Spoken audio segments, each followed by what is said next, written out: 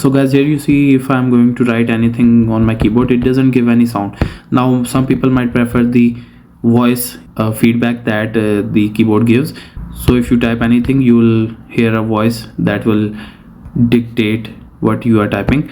So what you need to do to turn this on is you have to scroll, actually pull down the notification bar, go to the settings over here, and once in the settings, go to keyboard, type in keyboard, and here you will have Samsung keyboard. I'm doing this on a Samsung phone.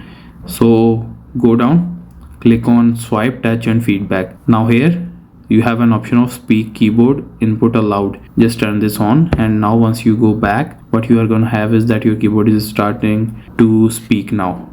J G D T V S D Shift capital A D space. So that's how you turn this on. Or if someone needs it, they might need assistance during typing, so you can turn it on like this for them. So if you found this video to be informative, just let me know down in the comment. Your feedback helps me a lot. Thank you so much. Stay blessed.